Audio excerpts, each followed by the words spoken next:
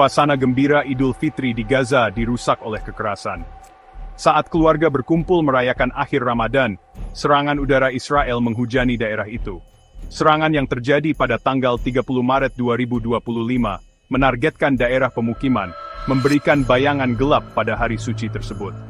Laporan dari berbagai outlet berita menggambarkan gambaran suram tentang kehancuran tersebut. Al Jazeera melaporkan setidaknya 35 korban jiwa di Rafah dan Khan Yunis. Sementara itu, AP News mendokumentasikan setidaknya 19 kematian dalam semalam, termasuk sejumlah besar anak-anak di Khan Yunis. CNN melaporkan 10 orang tewas, termasuk 5 anak-anak, dan 20 orang terluka di Khan Yunis. Menambah tragedi, serangan itu mengenai tenda dan rumah di Khan Yunis, yang menampung keluarga-keluarga yang mengungsi. Serangan tersebut mengakibatkan kematian anak-anak yang mengenakan pakaian lebaran mereka. Petugas medis juga termasuk di antara korban, dengan 15 jenazah ditemukan di Rafah setelah serangan sebelumnya. Palang Merah Palestina mengutuk penargetan petugas medis sebagai kejahatan perang. Situasi kemanusiaan di Gaza yang sudah mengerikan semakin diperburuk oleh serangan udara Israel baru-baru ini, dan blokade yang sedang berlangsung.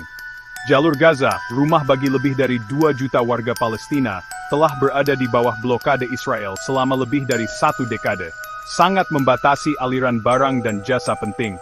Eskalasi kekerasan baru-baru ini semakin melumpuhkan ketersediaan makanan, obat-obatan, dan pasokan penting lainnya. Kombinasi blokade dan penghancuran infrastruktur oleh serangan udara telah menciptakan situasi yang menyedihkan bagi rakyat Gaza. Harga komoditas penting telah meroket, sehingga semakin sulit bagi keluarga untuk membeli kebutuhan pokok. Rakyat Palestina menghadapi kekurangan pangan, akses terbatas ke air bersih, dan fasilitas kesehatan yang tidak memadai.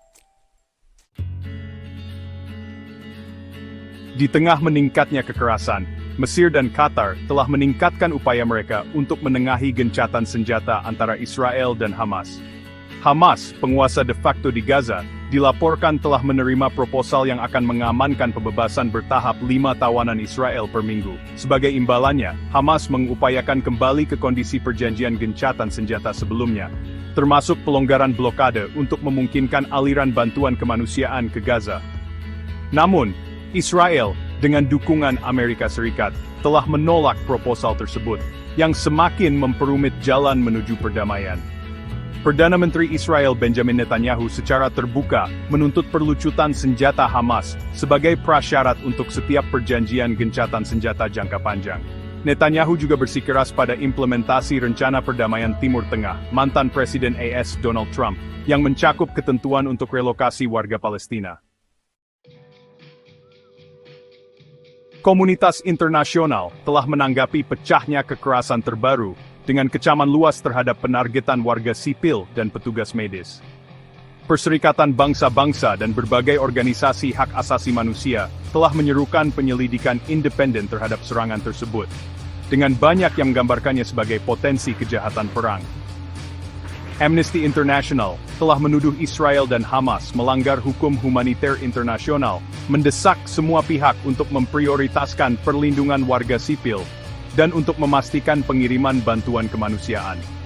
Organisasi tersebut juga menyerukan diakhirinya blokade Gaza, menekankan dampaknya yang menghancurkan terhadap penduduk sipil. Komunitas internasional menghadapi titik kritis dalam tanggapannya terhadap konflik yang sedang berlangsung. Fokus harus bergeser ke arah akuntabilitas atas dugaan kejahatan yang dilakukan oleh semua pihak, dan kebutuhan mendesak untuk mengatasi penyebab konflik yang mendasarinya, termasuk pendudukan selama beberapa dekade dan krisis kemanusiaan di Gaza.